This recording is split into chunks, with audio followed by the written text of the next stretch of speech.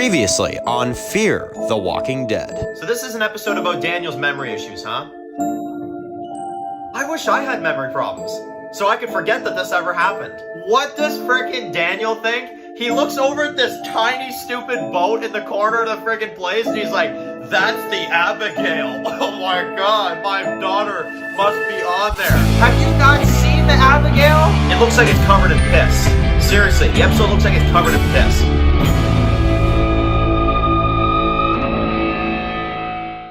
So Fear the Walking Dead killed off another John Dory, huh? Promise you won't stray, dear. For I love you so, Sonny boy.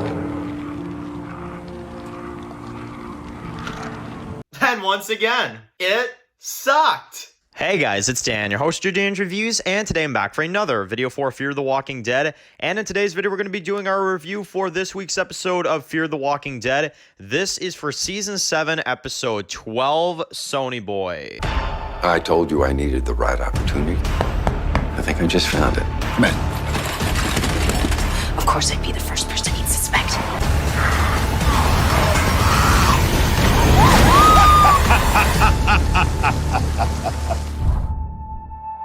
Okay guys, this is going to be doing another video for today. This one's going to be doing another video for Fear the Walking Dead. And in today's video, we're going to be doing our review for Crazy Ass Fear the Walking Dead Season 7, Episode 12, Sonny Boy. I mean, like, you know, last week, I think I was frustrated and I was bored. And this week, my frustration is still remaining. My boredom is sure gone. And my anger has gone up.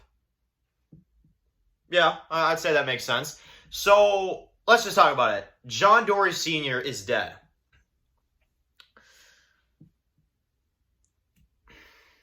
Yeah, once again, they killed another Dory. Once again, they killed off another frickin' Dory. I mean, I guess it's just expected. At this point with this show, I guess it's just expected. And I guess you guys are probably going to ask, Dan, did you like this episode? You're going to be shocked. I actually thought it was an okay episode up till that point. I'm not going to lie. I thought the episode was actually pretty decent.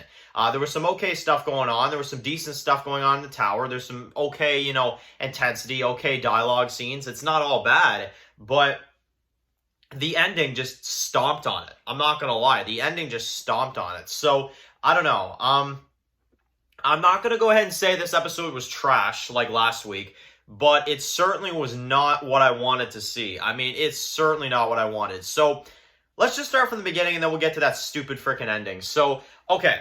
The episode begins. John Dory is telling June his plans on how he's going to try to talk to Strand and then try to, you know, gain his trust, right?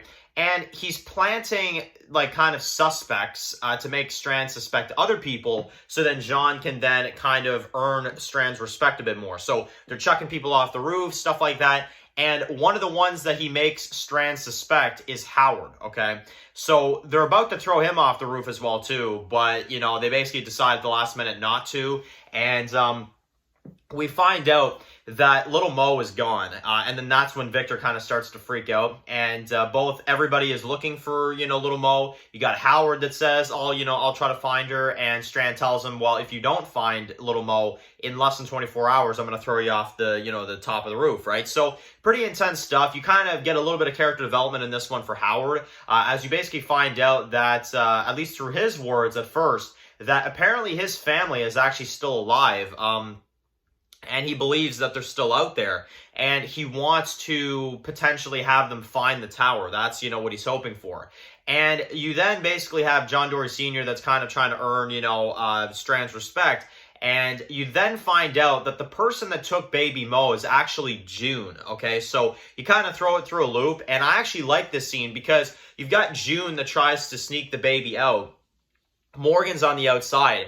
And I actually like June a lot in this episode because unlike characters like Wes, she's actually inside the tower doing something. You know what I mean? She's not just sitting around not doing anything. No, June is, I'll actually admit, June is taking full control when it comes to what she's doing. But Obviously she's trying to get the baby out, and then you've got John Dory Sr. that tries to get, the baby back to Strand because he doesn't think it's the right way, that type of thing. And, okay, this is when the episode started to piss me off a little bit. We find out that apparently John Dory Sr. was also infected, and he's also sick with the radiation, just like Charlie, as he lifts his shirt and we see a red mark.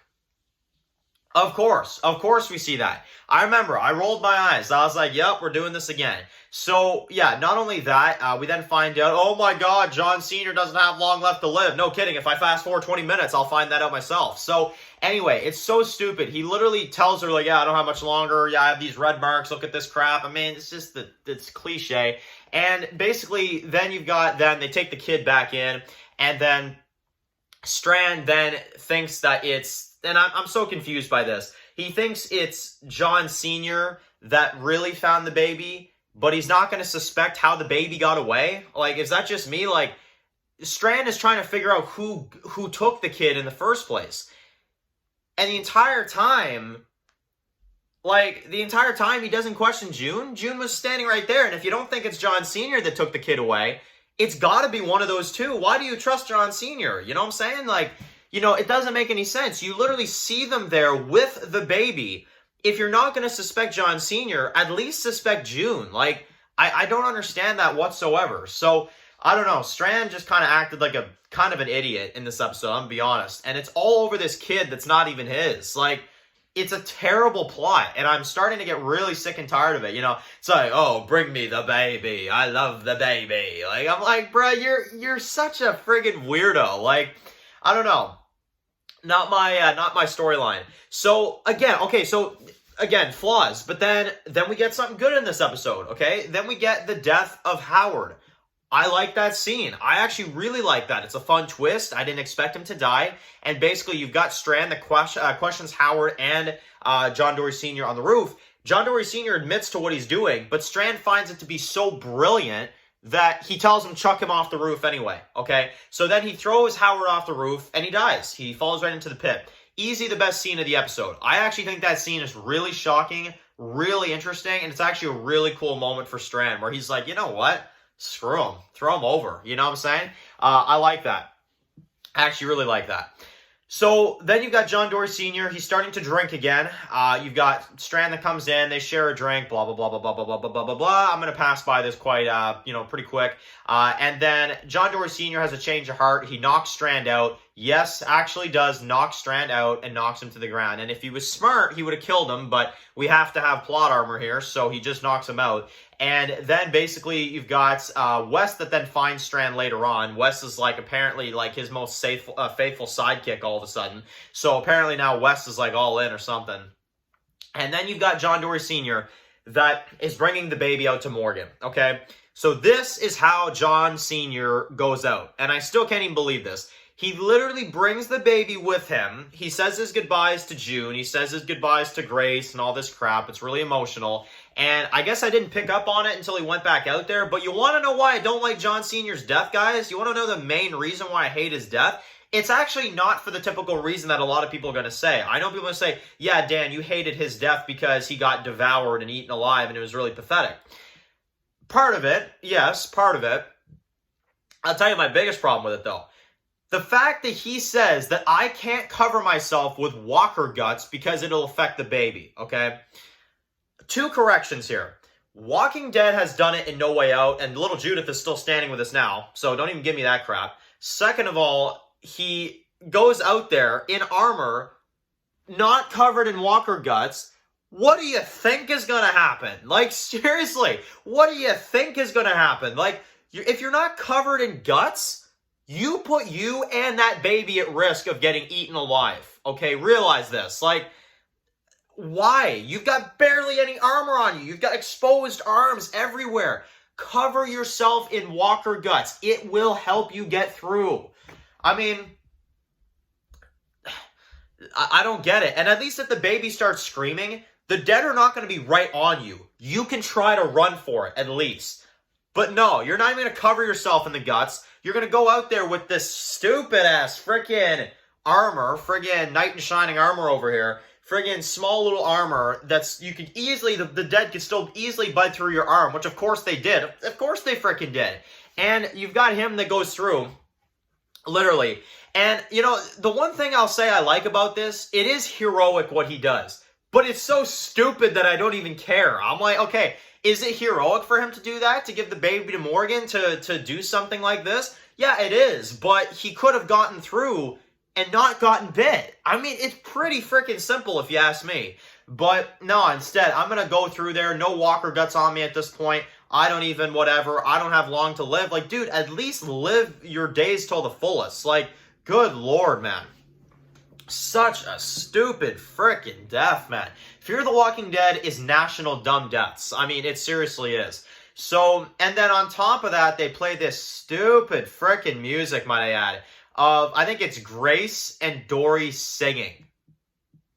Sonny boy, Sonny boy. I'm like, oh my God, just turn this crap off now. So, I almost did too, I'm not gonna lie. And then you've got Morgan, who's there. He's standing there. And, I mean, he gives Morgan the baby back. He gives him the baby. He's gonna have to get used to his real daddy. You know what I'm saying? Like, you got, friggin', yeah, you got Morgan that gets the baby back.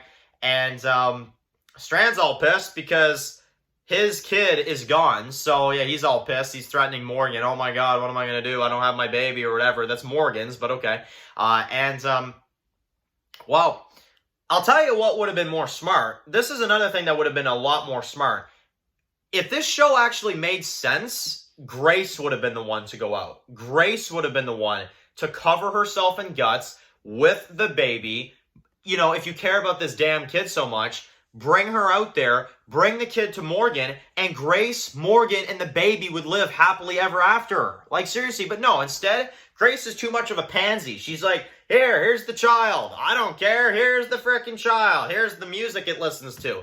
If you care about this kid, you'll cover yourself in guts, go out to your, you know, your boyfriend or whatever, and friggin' give the kid back. Family reunion, yay! But instead, we don't see that. It's stupid Dory, because why? Because they don't know what to do with his character. They straight up kill him because they don't know what to do with the guy. So, I don't like this death. I don't like this ending. The episode has some alright parts to it, I'm not gonna lie, but the ending really pissed me off. So, I'm giving this like a 6 out of 10.